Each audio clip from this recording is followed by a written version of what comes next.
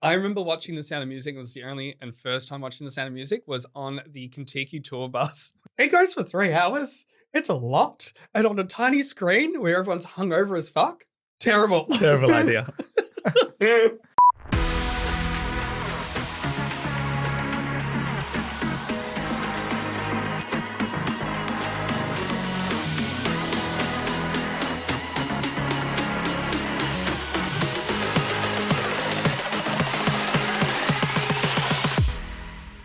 Ahoy hoy and welcome to another episode of Let's Talk. I'm Shaun Maria Polidano and joining me as always is the grumpy co-host Aaron von Trapp. Now Aaron, how are you today? I am working out how I am going to solve a problem like Polidano. Oh. But I am ready to climb every mountain and ford every stream as we dive into the Austrian Grand Prix. How are you? I'm ready to twirl around the Let's Talk garage like I'm on top of an Austrian hill. We'll have a fantastic show lined up for you today, but before we get to that, let's meet the new governess joining us in this week's episode.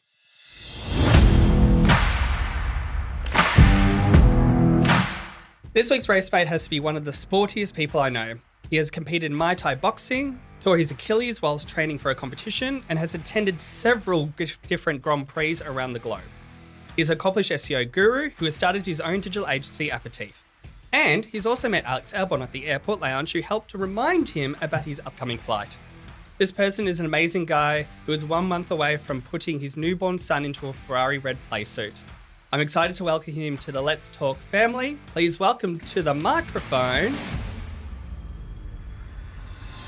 Joe. Hey everyone. Thanks for a warm intro, Shaun. Welcome, mate. It's good to have you on the pod this week. Now, we started work together way back in 2017, and to this day, I'm so surprised we actually didn't talk about F1 at all during our time at Mindshare. Yeah, it's true. We're making up for it now, which is a good thing, but where does your love of F1 come from? Well, I've always had a passion for things that go fast. Ever since I was young, I used to race motorbikes. So I lived on a bit of property in South Australia where we rode dirt bikes. I think I got my first car at 13. It was an old beat up Daihatsu Charade that my uncle bought for me. It wasn't roadworthy, and we used to just drive that around the paddock. So I learned how to shift gears and drift in the dirt at a very young age. And he's also the one that got me into F1 around the Schumacher era, and I've been watching it ever since. So yeah. I've got the biggest smile on my face now to actually have a little car that you just take it out onto the... Yeah. I don't think there was a roadworthy Daihatsu. This certainly wasn't one. We kicked the windscreens out of it. Yeah, we drove it until it blew up. Oh, wow. How long did you have that car then? It was about 18 months, and then we got a different kind of beat up old, I think it was an old Ford or something like that. But yeah, we regularly just used to drive them around the paddock until they died. Yeah, nice. And then have always been fond of like Michael Schumacher and then Ferrari from that point on? Yeah, I think being Italian is almost like Catholic guilt. It's like you have to support this team and you just kind of get stuck with it for life. And the disappointments, the Yes. guilt. That's it. It's a sign that you're loyal and a sucker at the same time. Enzo's done more for Italy than anything else. Absolutely. Good friends with the Pope. Now, you and your beautiful partner Isabel have traveled to a few Grand Prix around the world. Let me know, which races did you attend to and what was your favourite? So far, I was in Bahrain for the early part of this season. Obviously, Melbourne, Budapest, Singapore, Silverstone, Miami, and Monaco. Ooh. I think Monaco is probably the jewel in the crown, personally. We're only there for the day. We just went for race day, but just the atmosphere and the likes was really, really cool. What was the Bahrain one like? Really interesting. I think like in terms of seats in the grandstand, that's probably the best view I've ever had. Basically, the grandstand overlooks like 60% of the track. So you can actually see them come all the way around, come past you, and then basically go behind the back of you. That's the only part they disappear. So not the glitz and glamour of some of the other races, but from just like a pure racing experience, it was really enjoyable. Really cool. I think there will be one time, I think on my bucket list is to go and do Jeddah. Mm-hmm. I know next year is think about Singapore. I think Yep. there's going to be a whole contingency going up for that one. Aaron, do you have a track that you'd like to go to? I would really like to go to Mexico. I just Nice. think it is such a cool looking track, particularly if you get to be in that last stadium area, that last chicane, I think would be just really cool. Yeah, that looks awesome. Now, I remember you telling me a story, Joe, about you sneaking onto the grid walk with Isabel. Like, A, how did you manage to go and do that? And care to explain the entire experience? Yeah, sure. So we were guests of the W Series at the Hungary Grand Prix in 2022. The W Series was like a feeder series. It was basically giving opportunity to women drivers. It's no longer a thing, unfortunately. I think now it's been replaced by the F1 Academy. But they raced on the Saturday. They all went home on the Saturday. We got to hang around on the Sunday. And we realized that the security was really, really lax. And it was actually Isabel's idea. She's like, we're just going to walk in and we're going to pretend we're supposed to be there and we're just going to walk past everyone. They're going to let us through. I'm like, no, that's never going to work. We're going to get kicked out. But we tried it.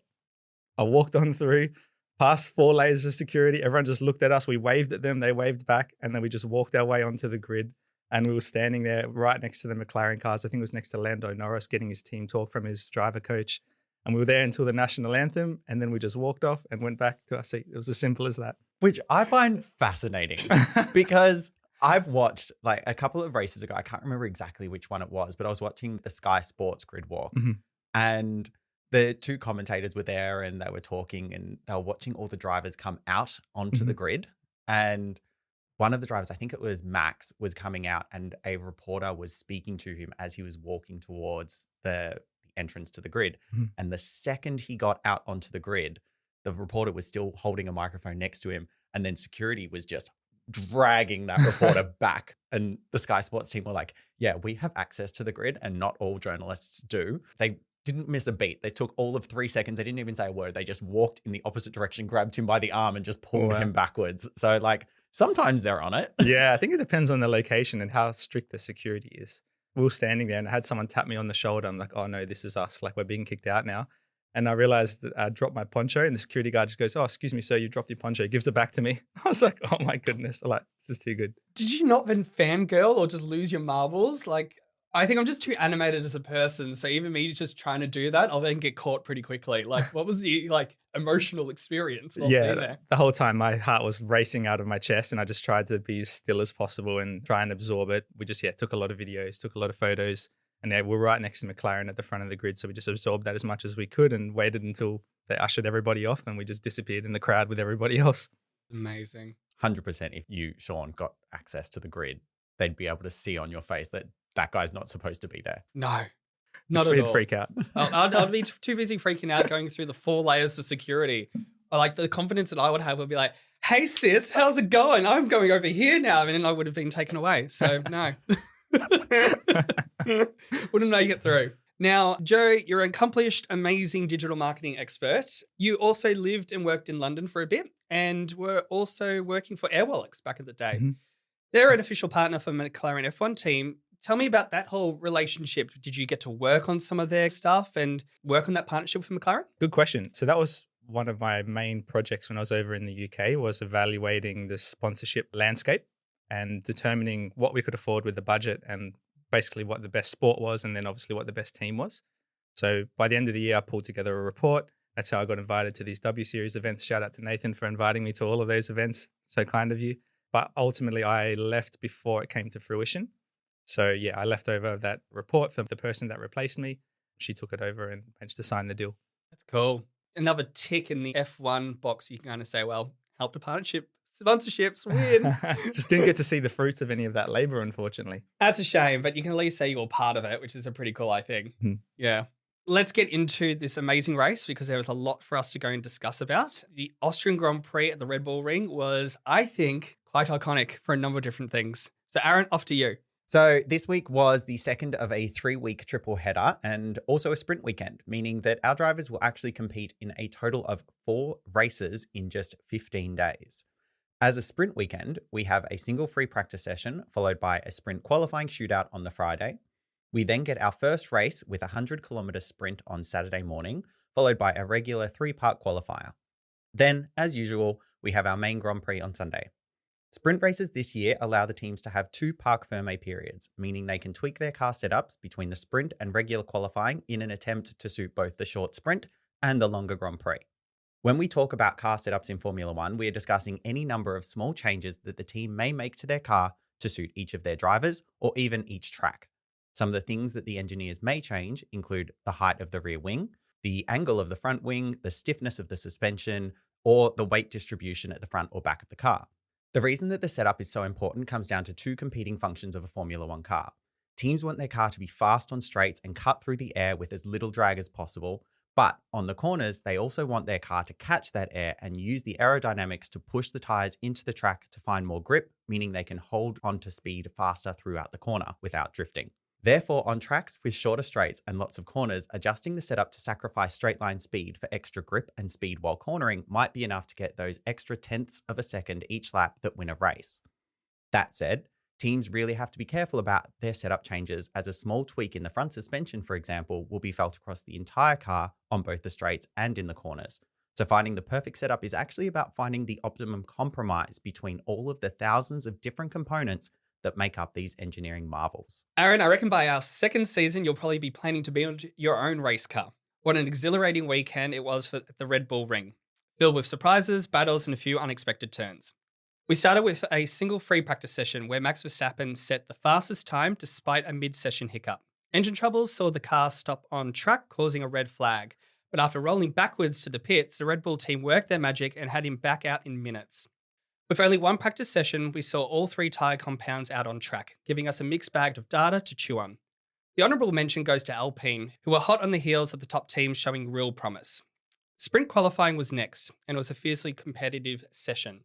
We saw some big names like Alonso and Stroll dropping out in SQ2, while Alpine managed to get both cars into SQ3. A standout performance came from Logan Sargent, who outperformed his teammate Alex Albon for the first time. SQ3 had all drivers waiting until the very last moment to head out on track, a strategy that then backfired for Charles Leclerc when his car stopped in the pit lane, preventing him from setting a time. Ultimately, Max Verstappen took pole position, with the two McLarens right behind him. The sprint race itself was a thriller. After a boarded start and a second formation lap, we saw Max facing early challenges from those McLarens. Despite the pressure, he clinched a well-deserved win, with Oscar Piastri finishing second and Lando Norris third. The Ferraris and Mercedes were right behind, and Perez rounded out the top 8-point winning positions. The new gravel traps added to the track did their job in preventing too many track limit infringements, but the gravel kicked up onto the racing line gave the drivers a new challenge to contend with. Main qualifying mirrored the sprint, with Max Verstappen and Lando Norris taking the front row. However, Oscar Piastri dropped to 7th due to track limits violation, allowing the Mercedes and the Ferraris to move up the grid. Alpine continued to prove their strength as a midfield competitor, with Ocon making it to the top 10, while Aston Martin found themselves at the back of the grid, struggling for pace. The race itself was nothing short of dramatic. George Russell claimed Mercedes' first win in 32 races, after a late incident between Max Verstappen and Lando Norris resulted in punctures for both of their drivers. Norris retired, and Max received a 10-second penalty. Oscar Piastri took advantage of the chaos to finish second, with Carlos Sainz rounding out the podium for third. Haas had a stellar performance, with both drivers scoring points and keeping Perez stuck between them in 7th. Charles Leclerc had a nightmare race with 4 pit stops, relegating him to P11. The Alpines impressed again, pushing their way up the pack this week, and again we saw Aston Martin continue to struggle at the back. You wouldn't almost believe how far these two teams have moved from where they were and they started at the season. Off track, we had some interesting developments. Pierre Gasly extended his contract for Alpine, and in a move that shocked absolutely no one, Lance Stroll extended his contract with his dad's Aston Martin team, Daddy Stroll. Meanwhile, fresh rumours are swirling around Max Verstappen's future. Jos Verstappen's feud with Red Bull boss Christian Horner was reignited over rumoured issues about the potential of Jos driving in a Red Bull in the Austrian Legends Parade. Drama both on and off the track. Alrighty, so Aaron, we don't have any jam or bread, but let's talk the tea between Max and Lando. Woo! The amount of Sound of Music puns that I managed to work in. Thank you, ChatGPT. The race between Max and Lando in those final few laps was insane. I did find it looked odd to watch it because, as Lando kept saying, Max's racecraft isn't as polished as the other drivers is when it comes to a battle. So he was making moves that other drivers wouldn't. And even Martin Brundle was like, it's probably on the very edge of what you're allowed to do in or just before a braking zone. But there were a couple of defending moves that Max made that I thought were odd to see because no other driver would defend like that. It was right on the very edge of sportsmanlike, I think. What are your thoughts, Joe? Yeah, I agree. I think that moving under braking was very, very grey, let's say. And then I think that's what actually led to the collision in the end, right? Like he moved slightly under brake. I think it was around turn 3, which Lando seemed to have attempted to overtake him probably 3 or 4 times in the previous laps there. Probably saw it coming and tried to cut that angle as best he could without impeding. I think it was the first attack that Lando made on him where he Lando was behind him, so he did have right to defend, but he left it really late into braking because Lando made a late lunge. And then in normal racing, the driver defending wouldn't then try and make a move because it was too late. They were in the braking zone, but Max still moved in front of Lando. And that's when Lando first got onto the radio and was like, no, he's defending in ways that you're not allowed to do. And then you kind of saw that frustration of Lando. So then he started dive bombing and then he locked up, and that's how he got his 5-second penalty for leaving the track again after a black and white flag, and then tried to make that last move. And that last move was actually quite clean for Lando. And yeah, Max just squeezed him out and they collided.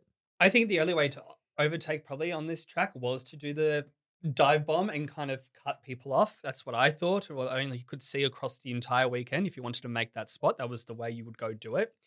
So whilst Christian Horner may say he was acting aggressively and just continually dive bombing, it was probably the only way to go and overtake that entire race weekend. So what was Lando supposed to go and do? I'm not going to defend Lando. I'm not going to defend Verstappen in this race because, to be honest, they were both going at each other quite aggressively. Something was going to fuck up. You could see it, right? But it was amazing to watch. Absolutely. It made for good racing because normally by that point, Max is already 20 seconds ahead. So at least they were close. Yeah. Do you think now Max's driving style needs to change? Because he's no longer in a competitive car that is 20 seconds ahead. He's just barely now even the second fastest car, right? What does that then have to then change as a driver to then hopefully win the rest of the championship? Andrea Stella came out saying, like, this is going to be a repeat of 2021 if they don't pull up Max on the way he drives when he's battling another driver, because that's what happened with him and Lewis. And every other race, the two of them would have an incident and both of them would blame the other. And we had just an entire season of them getting penalties for hitting each other. So it's like boxing. It's basically going back to Muay Thai. Yeah, absolutely. Max is going to come out with a black eye next. You watch. Actually, a good question. How does then a friendship? You know, we know that Verstappen and Norris are kind of close. You see it on all the TikToks and all the socials. I sounded like an old person just saying that just now. Can a friendship now survive a very fierce battle for the championship? I think so. I think they can keep it separate. You know, like if they get really competitive on track, that doesn't necessarily mean it should impact their friendship. I think it's just keeping that separation between the two. Like, so be it. I think Max has come a long way from his own journey to be a little bit more humble. So hopefully he's going to take that with humility and be able to give that up and separate the two. Yeah, I think they'll be fine off track. It's in the heat of the moment. It's probably going to be a bit. Or they'll go and create a diss track about one another like everyone else does in music. And then suddenly it's like a collaboration for like a perfume. Can you imagine Max trying to rap? Oh, maybe. Lando would put on a weird voice while doing it. But then you could have Leclerc doing the piano bits because he's actually talented. I don't think that Norris should have retired though. Like, I get that he was frustrated and annoyed and he had to obviously have a long pit stop to change his front wing and everything like that. But I reckon he could have salvaged and got some points. I think it was something like 45 seconds ahead of 10th place. So even if he had had a really long pit stop and then gotten out there, he probably still would have gotten some points, potentially competed with Max for the fastest lap point. Instead, they got nothing because he called retiring the car. Oh, was it Lando that called it? Yeah. It looked like he'd taken on a lot of damage from that puncture getting back. Like a lot of the aero had been smashed. They'd smashed the car. When he got back to the pits, that side of the car was really damaged. They were putting on a new front wing and they replaced all the tires. While they were still halfway through the pit stop, he pulled the steering wheel off and got out. He's had a bit of a dummy spit, has he? Yeah.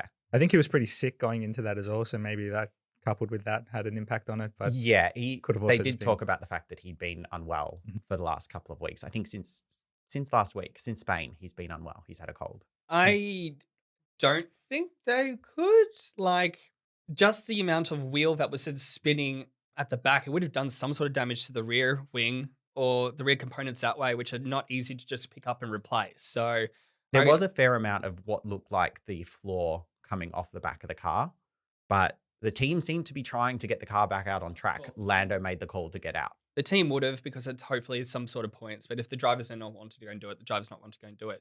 Max, I think, still managed to go and take the situation and he got fastest lap. So he got a point there and was still able to make it into P5, wasn't it? Yes. So, like, whilst that all occurred, he still did pretty well out of all of it. Yeah, and he managed to extend his lead at the end of the day as well in the Yeah. Drivers' Championship because obviously Lando was a DNF. So I think it's up to 80 odd points now. Yeah. Lando did get driver of the day. It's every week. It's just Lando getting driver of the day now. It doesn't. I think they were talking about it last week in the Spanish Grand Prix. They were talking about what do they get for driver of the day, and Crofty's like prestige. That's literally about it. There's no actual benefit to getting driver of the day. Maybe they get one of those RuPaul redemptory Yeah. badges and like the British thing. Maybe they just get, cute little badge. What's everyone's thoughts on Perez? I don't know how he's got a new contract, in all honesty. Like, look at the gap between him and Max. And we know Max is an outstanding driver, but the fact that he's so far off the mark in basically an identical race car is shocking for him to get an extension, particularly with the driver market as hot as what it is. In terms of his race, though, I think he took on a lot of damage. There was a photo that he posted on his Instagram after the race. It looked like his side pod had been blown to bits, so maybe that impacted it. But ultimately, I'm just not his biggest fan, so you get that answer from me. Yeah, why do you reckon he's got the extension? But like a lot of the driver decisions come down to like the commercial value of that driver. And I think Perez brings with him a lot of sponsorship opportunities, particularly in Mexico, and South America is a big market for energy drinks. So I feel like that is a big part of it. Same as with Danny Rick. Ultimately, for a supporting team to have a senior driver when they're supposed to be so geared towards juniors, I think he's only really back in that seat because of his commercial value. I think it's the whole fact that they just want to keep the peace, to have Jos and Max pretty happy. They're number one, their priority, and to add in anybody else is probably going to be maybe too hard basket. They don't want to risk upsetting Jos any more than they already have. I think they understand that, so they're doing what they can to placate Max and Jos. But I just wish that Perez was doing just that little bit more, as I think we discussed a few weeks ago in one of the other races. Just the fact that Perez just isn't performing as well as any of the other top teams means that even though we are going to see Max take driver championship, the constructors is now open slather because Red Bull just can't compete with only one driver actually delivering them a decent points haul each race. Also, though, the radio messages with Verstappen, those Haas's were battling it out and even wanted to take over his spot because he overtook them. He lapped them, basically.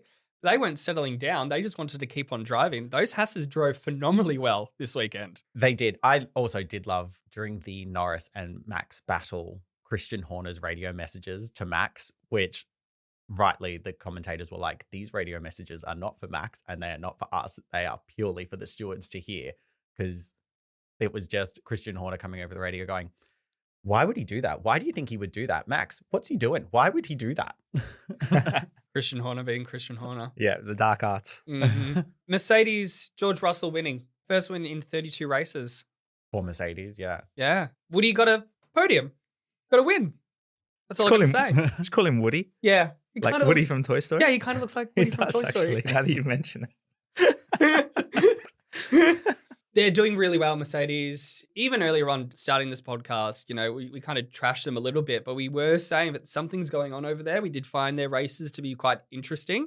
And it's really showed that they've finally put a car together that's allowing these two drivers to actually be competitive. I will use quotation marks again. They weren't competitive with the likes of Max and those McLarens. Their race was with Ferrari. They lucked out. I think they have the opportunity there. As we've discussed, they are making incremental changes that are bringing them up the pack really, really well. From where they were back in Australia, they weren't anywhere near McLaren's, Ferraris, or Red Bull. And they're coming back to prove that they are supposed to be a top tier team. They also now have the opportunity with renewed calls for them trying to get Max, and whether or not Kimi will be ready and he's now able to drive. They've gotten approval from the FIA for him to get into a seat, even though he's 17. Yeah, it'd be interesting to see what they do next year when they've got Russell as their senior driver, potentially, and a rookie. What did everyone think about Toto coming onto the radio to George going, "You'll go win this, George. You'll go win this." His tone was hilarious. They even they zoomed in on Toto in those closing laps, and they're like, this is a rare smirk from Toto Wolff. But George's response was the best. So you've got Toto going, "You can win this, George. You can win this." And George going, "Just let me fucking drive." Full dummy spit both ways. Again, Piastri, once he overtook Sainz, was then trying to go after George. I can't remember what the delta then was at the end of it, but It was still about 2 seconds. He just couldn't get those final 2 seconds in those last 5 laps. He hovered around 2.4 to 2.7 seconds behind George. George did really well at keeping himself ahead. yeah. Considering that as the whole Max and Lando thing happened, Piastri was about a second behind Sainz, overtook Sainz, and within a couple of laps had a 2-second or 3-second lead ahead of Sainz. So he was definitely a challenge for George, but George managed to keep pace and do really well. I thought Oscar drove phenomenally well the entire weekend, right? Sprint race, Sunday's race. What was everyone's thoughts about his qualifying lap? It was supposed to be P3, got done for track limits because of the sensors. What did everyone think about that? Fair? Just? It's interesting, right? Because last year they counted over 1,200 track limit breaches. And that's why they brought in this AI to try and pick that up. So I think this is probably the first time that's properly being used, if I'm not mistaken. So at the end of the day, if it's using a goal line technology, same as football, when it's black and white, then track limits are track limits, right? So if he's able to get those extra couple of tenths by getting that advantage, then it should be deleted. Yeah, I agree. The teams have the opportunity to contest these kinds of things, particularly in situations where we have had gravel traps. I can't remember which track was it. Was it China, where Lando successfully argued that his next lap should not be deleted after exceeding track limits on the final corner because he also ended up in the gravel, so he wasn't actually gaining an advantage. So the teams do have precedence to argue if they think they should. We've had a lot of things this year happen because of sensors. We had George, who didn't get caught for jump starting because the sensor didn't go off. So it wasn't a jump start, even though he clearly moved. We've had Ricardo get caught for jump starting, even though he barely moved because the sensor went off.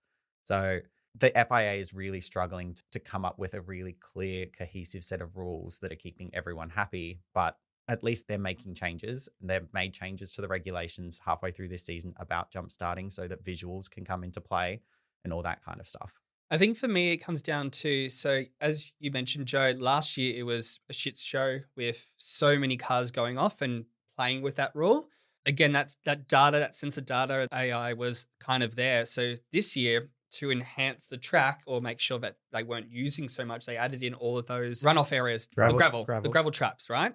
For me, where I kind of go, about the whole situation, you have the gravel trap, which was right there. Its purpose was to stop the car, or if you go over there, you're going to screw yourself over.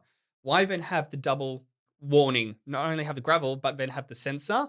Just go with the gravel and then call it a day, right? Because if you're over by this much, it doesn't make sense to then have the sensor there. It is just the race. Yeah, because the gravel was designed to be a natural deterrent, right? So Correct. They'll police themselves. And I think it worked mostly. Yeah, it did. Well, you saw in their free practice and sprint qualifying, they're like, yeah, no one's exceeding track limits. Everyone's doing really well. And as you said, they described the gravel as being a natural deterrent because if you did exceed track limits, you could not get an advantage because you kept touching the gravel. Because I think the widest curb, the widest gap between the track and the gravel trap was only 2.4 meters. Most of them were 2 meters, which means you couldn't actually exceed track limits without being in the gravel. Yeah, that's why I kind of go, it's a little bit annoying for me. Then why have the double? You've got the one already there, just and get rid of the sensor potentially. But it is what it is. He did a great job on going through the pack, being strategic. I love Piastri. He's proving himself to be really good. As we've discussed a few times, McLaren seem to have the optimum driver lineup of any team. Like no other team seems to have two drivers that are so in sync, performing so well. They aren't fighting with each other at every chance that they get. They seem to have this little golden team going. Do you feel that Piastri fighting with Norris in the sprint race cost them both the chance at the win with Max? Because I think it was Norris that was really, really close. It was overtaking Max a couple of times in that sprint race. And all of a sudden, Oscar enters the picture. And then all of a sudden, they have to compete with each other, losing time defending. Max runs away with it. I think because it's a sprint, how that kind of race is going to unfold, you battle it out at the start and then you've got nothing else to then go and do anything else with. At least with the race, you've got like your first part, you go a little bit nuts, you have the time to settle down, manage those tires, and you have another opportunity with strategy, pits, etc., to then maybe come back and play again. So I think it's more of the fact that personally for me, it was the only 23 laps that you got. It was that window only and that window it. But if you saw an opportunity to go and overtake, you would do it as a driver. Absolutely. But I think from a team orders perspective, if I was really worried about the win and like McLaren want every point they can get at the moment to try and take over that second position in the constructors, I would have been like, Max is the target. You're so close. You're already overtaking him. Let him run away with it. Then maybe give Oscar the free for all after that. Yeah. I also feel like Oscar coming into second place in the sprint race wasn't necessarily about Oscar being too aggressive. It was Norris made an attempt on Max. It failed and it cost him time, enough time that all of a sudden Oscar was there. It wasn't that Oscar was trying to battle with Norris. It was that Oscar was in the right place at the wrong time for Norris. And so he got the opportunity and he wasn't going to pass that up. The door opened for him. So That's it. And the two of them for that, I think it was turn 1, turn 2, and turn 3 were side by side. And Piastri just managed to take that second place. I think that was great driving for both of them. But the opportunity was there, not because Oscar was fighting for it. The opportunity was there because Norris made that opportunity happen. And he should have been more careful with his battle with Max. Yeah, very good point. Shall we talk about the disappointment of Ferrari? What the hell happened with Leclerc's race? Like, what the hell? What happened to his whole weekend? Well, yeah, true. Recap for everybody. What was it? It was not able to go and get a qualifying lap time for SQ3 in the sprint race because of an engine malfunction. So they all left it until like 2 minutes into sprint qualifying before they left in SQ3. And as they all trundled out into the pit lane, all of a sudden Leclerc's car just stopped. They didn't know what was going on. Then he managed to get it back going again, and he just didn't get to the line in time to set a flying lap. Then in the race, he had an incident in first corner with Piastri and had to pit end of lap 1 in the actual Grand Prix. And that was his first of 4 pit stops. Yes. It was 3 stops inside the first 35 laps. Yeah. And I think one of the commentators said at the time is like, Charles is on plan Z right now. Yes. Because the camera cut to him entering the pit lane and the commentators are just like, what's going on? Why is it? Charles is in the pit. Is this the 3rd pit stop? Yeah. It reminds me of Ferrari under Mattia Binotto a couple of years ago. Like just some of the strategy calls and some of the mistakes cost this poor guy so many points and so many opportunities to win. He's quite unlucky in that space, isn't he? For me, I love the strategy call from somewhere in that Ferrari garage going, oh, we've got the right strategy for you to at least get some points. No. And then pitted him like a lap later or something like that. Yeah. No. In what dreamed up fantasy land were they ever going to be scoring points? There's some questionable decisions that are really impacting that team. And you've got both drivers actually performing quite well when they get to be out on track. For him to have, with 4 pit stops when most other drivers took 2, to still get into P11, that's good for him. But yeah, why they had to pit him 4 times, even with damage. But apparently when he first pitted on lap 2, they chucked him, I think, onto hards, and they just were not the right tire for the track. Yeah. He couldn't get temperature. He couldn't get grip. So they then had to pit him again to put him onto mediums. And yeah, it was just a shit show of bad calls. But they also didn't have a lot of data because only the 1 free practice session. And he didn't go out in SQ3. So he didn't get to set any lap times on a soft tire. So they really didn't have a lot of information about how to best create a strategy because of the decisions they'd made earlier in the weekend. Where do you think their performance has gone? Or is it their performance has stayed the same? Everyone else has just gotten better. It seems to have come with the upgrades from Spain. So they're saying they've got more downforce, so they should be better, but ultimately losing time. Another team that is really struggling with just shitty performance is Aston Martin. To go from the start of 2023 being this like amazing dark horse that came out of nowhere to slowly throughout 2023 getting worse, and then starting 2024 kind of, yeah, they're there and they've just gotten worse and worse. This race, they were one of the back teams. Like, it's insane. On top of penalties that Alonso was getting and things like that. So it was wild to watch Aston Martin go so far down the pack. What's everyone's thoughts about Stroll signing a new deal? He's probably the driver that irritates me the most on the grid because I don't think he's there by merit. And like he's shown green shoots of being a half decent driver, but ultimately he's just there because his dad's got the team. And I wonder how this plays into things like salary cap, where if you have a contract with the team, you're under the salary cap with your wages. But who's to say his dad's not just feeding him out of the trust fund and saying, hey, here you go, take a smaller wage and I'll just give you money to top that up. I think driver salary is actually outside of It's exempt. from the cost cap. So Right. driver salary can be whatever they want. It doesn't fall inside the cost cap. Staff, engineers, all that kind of stuff is all within the cost cap. Right. But driver salary is outside because there's no prize for drivers' championship. There's only prize for constructors. The teams also then have to incentivize drivers themselves. So if a driver like Max Verstappen wins all the time, Red Bull have to pay him a lot more to keep him. So the lack of prize money for a driver is made up for by the fact that their wage is not part of the cost cap. Got it. Right. I did like Shaun sent a screenshot of a headline that then found its way into my Google feed as well. Oh, this is brilliant. Talentless billionaire Nepo baby fails son remains safely employed by the company his daddy bought for him. That's so true. like that's harsh. But also, yeah.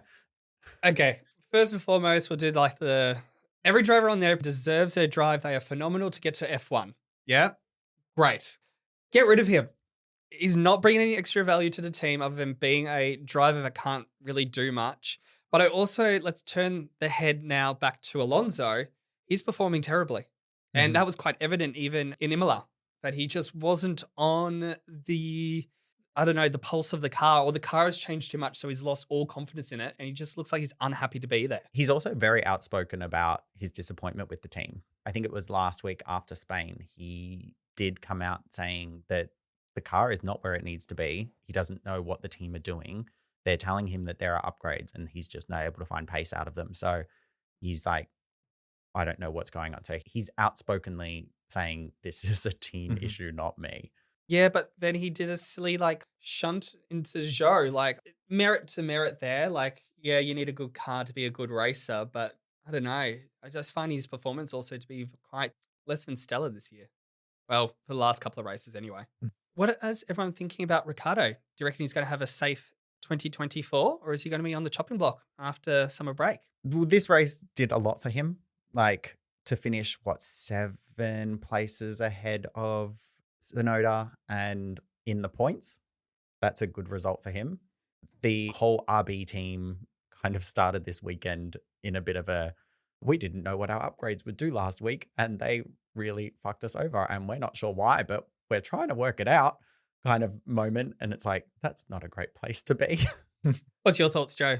I think with the Ricardo situation, you can always look to Helmut Marko to give you clues. I don't know if it's just because he may be getting a little bit senile, but he's always the person that's going to give you an insight into the team more than anybody else in Red Bull. And some of the things that he said around Ricardo's future and stuff like that have been quite telling. Personally, I can see Liam Lawson coming in and taking over. You think about how little of a chance De Vries was given prior to this. If Daniel Ricciardo wasn't as famous and as commercially viable as he is, I imagine he would have been cut by now. Oh, that whole Helmut Marko little statement that came up, again, I wish I had my phone to quickly find it, but it was telling. It was nah, just get rid of him. Not necessary. It goes back to the biggest part of the reason that Ricciardo has his seat, and we saw it in this season of Drive to Survive, is that he holds a special place in Christian Horner's heart as the one that got away. And so Christian is probably his biggest defender at the moment. And I guess this season, Christian's willing to go into battle with everyone. So he probably is still being Ricciardo's biggest defender. But, signing Perez means that the door's shut to Red Bull. So then what's the point of being at V-Carb Racing Bulls anyway, if it's not that junior team to then progress up? To have Ricciardo and his experience there not being valued by comments from Helmut Marko and stuff. What do you go and do as a driver? Or even, Jack Villeneuve, a couple of races ago in Montreal, giving him shit. He was slamming him. Slam! It's tough 2024 for Ricardo, but again, this race he did very well. I think it's the inconsistencies with Ricardo that's really underselling him here. I don't want to hear another excuse, which he also then kind of said, even I think before Montreal, I'm doing too many marketing stuff. It's like, well, if you're not a good driver, you don't get marketing stuff. So be a better driver. I'm just hoping that he might be able to have more consistency, but maybe writing's on the wall. Liam Lawson could come in. The thing that is happening at RB right now is it's very much a game of chess. Like, they're going to lose Honda. Mm-hmm. So the reason that they're keeping Tsunoda has an expiry date. Yeah. They know that. We know that they're not interested in doing anything else with Tsunoda. Like, they're not promoting him arguably better than Perez, but they still didn't give him a Red Bull seat. So do they get rid of Tsunoda or do they get rid of Ricardo? Ricardo has more longevity for the team. He's more marketable for the team. It's that game of chess. Like, it's no longer just about which driver is performing. It's also about the strategy of where do we want the team to be in 2 years' time? Do we want to put in Liam Lawson, getting rid of Ricardo?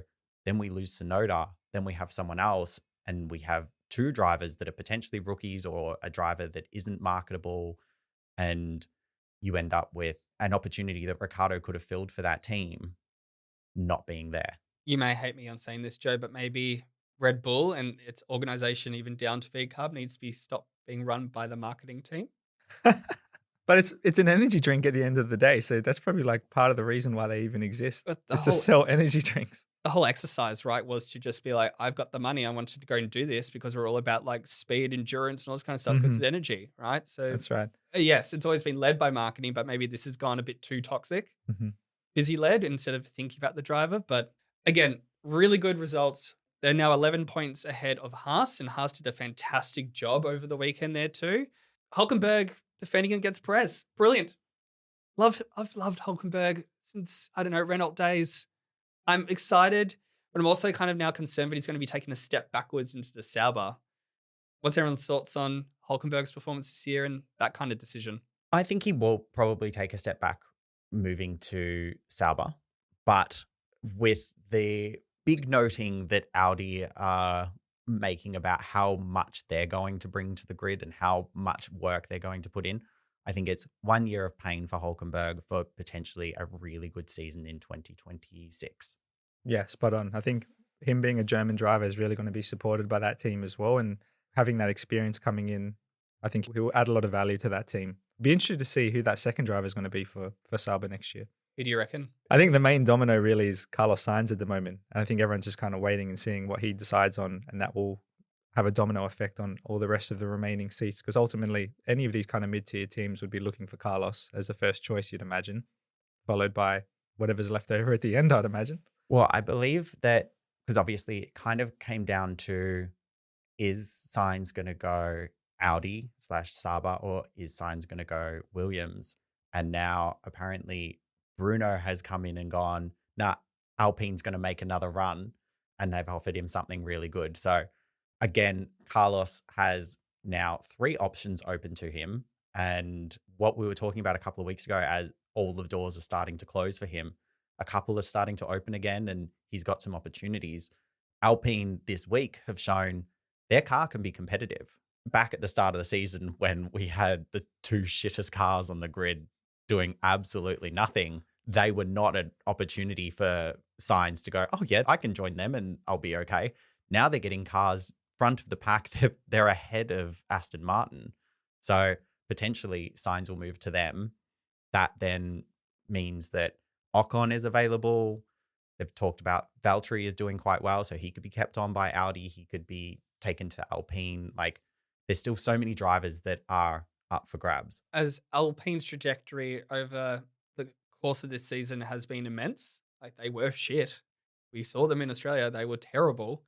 But to be so competitive, we're not even halfways yet. Like, they're doing pretty well to at least be scoring some points. And that must be encouraging for the team overall. And maybe they just feel a little bit lighter by getting rid of Ocon. Maybe. I think it was Sainz who said a few weeks ago, at this stage, they're expecting 2 new names to appear on the grid in 2025, which means there are only 2 drivers that are going to be leaving the grid this year. So he feels that his opportunities are still quite open, that he's got a lot of opportunity there, that he doesn't think he's going to be one of the 2 drivers to leave the grid. I think there's potential for 3 drivers to leave the grid. All We've right, got, name me 3, Aaron. I don't Go know right- the 3 that will leave, but I know that we've got potential for Kimi Antonelli to come in. We've got potential for Ollie Behrman to come in. Yep. And we've got potential for Liam Lawson to come in. Potential for Jack Doohan to come in. So realistically, we've got 4 rookie drivers that are itching for their chance to get onto the grid, which means 4 drivers have to leave. I reckon Ollie will definitely be signed at Haas.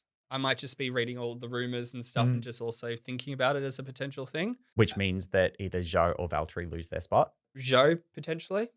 I'll even go. We know Sargent will be walked off. Kimi might come in. Probably going to do it from that point on. I don't know if Mercedes are... I think they're scheming or waiting for something else. I'm not too sure what yet. They're holding out to see if they can really try hard to pull Max and Jos away from Red Bull. But he's contracted until what? Max's. Yeah.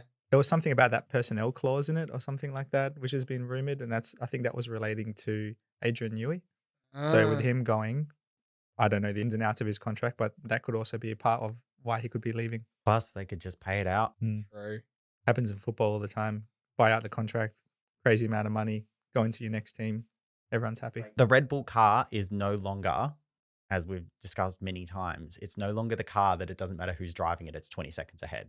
It is now you need a good driver to make it work. Max is a good driver.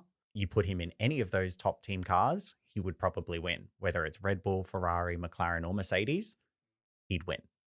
So any team now, the team that offers him the best deal can offer him a championship. Do you think he could win in a Williams? I was also trying to hold back a laugh, but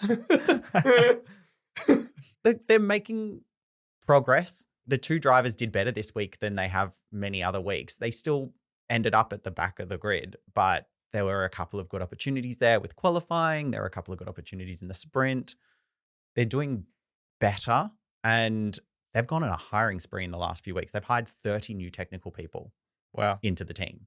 The name was also in the ring for Adrian Newey, right? Yeah. Yeah. So where's this money come from all of a sudden? Is it new sponsorships or? I don't think it's new sponsorships. I think the holding company or whatever the company that bought them out is actually just injecting funds into it at a really good rate. So if you go back to maybe like the whole Haas situation with Gene not wanting to put extra money in, he's just wanting to make sure that whatever money comes in from the business itself of running the F1 team, it just goes in a circle like this. Stands on its own 2 feet, I think is the term he used, right? Yeah. So I think they're getting a lot of money coming out that way. Because Claire sold the team, 2 or 3 years ago? So I probably think 3 years ago now. Yeah, around that time. We discussed when Albon extended his contract that we weren't sure what they offered him to say, oh yeah, you should definitely stay on. But now we're kind of seeing a lot come out about the fact that the car is heavy and the car struggles with this and the car struggles with that. They know what all their problems are, which means they can actually fix it. As opposed to a team like RB where they're like, we bought upgrades and they did something and we don't know what they did, but it didn't work. Or Ferrari going, we changed something and it didn't work. Or Mercedes going, we changed the front wing and it doesn't seem to be performing. We don't know why. Williams seem to have a clear idea about what their problems are, which means they can have a clear idea about how to get to a solution, which is, I think, why they are hiring all of the right people. They're getting their good driver, Alex, to sign on for a long-term contract.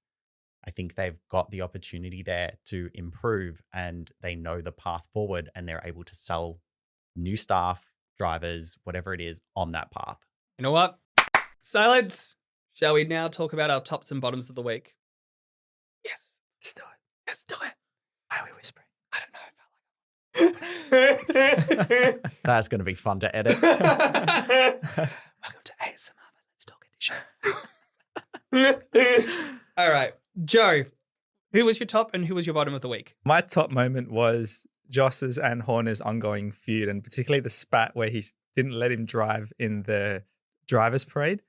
I just love the fickleness and the bitterness with this whole ongoing feud and the effect that it's having. Like Max is coming out and talking about it in press conferences now. And it's just so Christian Horner be like, no, you're not allowed to drive in that driver's parade, just as a way to get back at him for being. But I also love that Christian does it. I've used the analogy already today, but Christian does it like playing a game of chess. Christian didn't come out going, he shouldn't be driving. Christian just went to the right people and asked, oh, is Jos driving a Red Bull?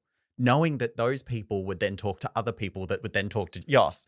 So it's just like he's literally just planting these little seeds that will turn into some like disastrous thing. And then he can turn around and go, well, no, I didn't say you shouldn't be driving. I was just talking to people about the Legends Parade. That's up to the F1 to do. That's not anything to do with Red Bull. What the fuck? Yeah, he knows exactly what he's doing. Yeah, he's really good. The fact cunning. that he survived the start of the season Mm. so bruise-free, scar-free. And there's still a lot that needs to probably come out about that, Yeah. especially from a diversity, inclusion, equality and motorsport situation. Like that still needs to be properly looked into. It's very, not that we're supposed to refer to him anymore, but it's very like Kevin Spacey in House of Cards. He is just controlling the situation perfectly so that he comes out smelling like roses each time. Absolutely. And I think he's very Trump-like in the fact that nothing sticks to him. Yeah, You know, like he can just Teflon. do all of this stuff, all of these horrible things that he's been accused of this year with evidence. And this is just the latest one. But this one's come to light a little bit more. And look, I just love the ongoing feud between them. I will sit down and keep on eating with the popcorn and watching it. What was your bottom? My bottom was definitely Leclerc's collision on lap 1. I think this guy just can't catch a break at the moment. And I feel like every time I stay up late, watch a race, trying to see Ferrari get some points, trying to see a Ferrari battle at the front, and lap 1, that dream goes out the window. So poor guy, just wrong place, wrong time yet again, took that damage on and cost him the race. Yeah, look good. Aaron? My top is that we're actually seeing P1 back on the telecast. I remember last year we were talking about the fact that you'd be shitty if you're a Red Bull sponsor because you only get half the screen time of every other team because the rest of the teams are all on the screen as we're watching the battles happen. And there's no reason to put Max on screen when he's 20 seconds ahead. It's just, okay, here's Max driving around in a circle. Realistically, the only time that Red Bull sponsors got to be on TV was when Perez was doing something with someone else. It's good to see that P1 and that the majority of this race was actually focused on the battle for P1, which we haven't seen in so long. It's really great to have that moment again instead of it just being, here's the battle for second, here's the battle for fifth. We actually get, here's the battle for P1. Whoever said F1 is boring is an idiot. End scene. It's such a great season. The battle for the top, even the battle to get into 10th of that single point, it is amazing. Yeah. It was End also, scene on I that think one. I said at the start of the season that I was really interested in who was in 10th place because I assumed that the top 8 were going to be the top 4 teams, McLaren, Ferrari, Mercedes, Red Bull, and then P9 was going to be Alonso, and then you didn't know who was going to be P10 each week. And now it's kind of changed that realistically P7, P8, P9, P10 are changing each week. Like they could be the Alpines or they could be all of a sudden Albon is up there, RB is up there, the Haas's are up there. Not so much Sabers, but they're trying. The difference is really quite interesting to see how far we've come this season alone. And your bottom? My bottom is Norris's retirement. Like, it's just disappointing that that happened and that he didn't get to finish the race. He didn't get to get any points because even though he is still quite far behind Max, it was a good opportunity for him to get a little bit closer to Max or at least try and keep up with Max. And from a McLaren point of view, it was an opportunity for them to get further ahead of Ferrari because they're ahead of Ferrari now, aren't they? Yeah. In the constructors? Yeah. So it was a good opportunity for McLaren to get ahead of Ferrari, particularly at a time when Points matter. points weren't being won by one of their drivers. Yeah. Shaun, your top. Toto Wolff getting stupidly excited on the radio.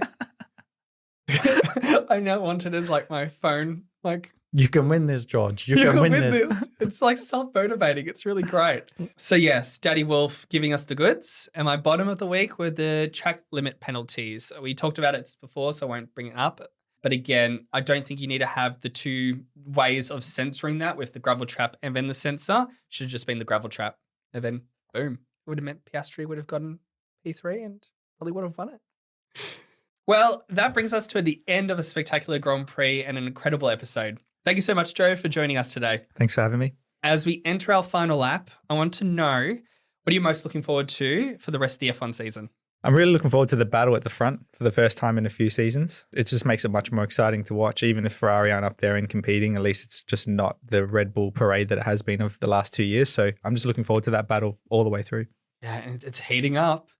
It'll be very much heating up. The next race of the season is the British Grand Prix at Silverstone. It is the last of the triple header and one of the most anticipated races on the calendar. We'll be joined once again by the drop of golden sun herself, Jodie. We couldn't ask for a better person to comment and be here for Silverstone. And I believe she has a formal apology to say to her dad when she's going to be on the pod. Yes, I am very much looking forward to her digging her way out of her faux pas from the last episode.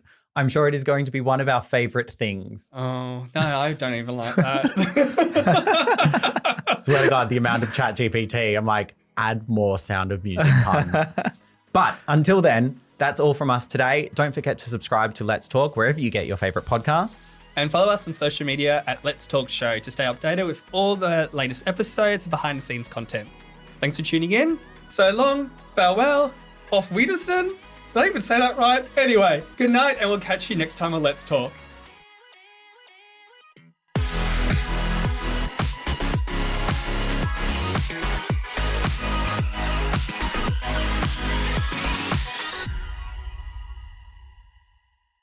Let's Talk is hosted, produced, and edited by Shaun, Polidano, and Aaron Best. Our show is an entertainment podcast. The views expressed by the hosts and guests are for entertainment purposes only.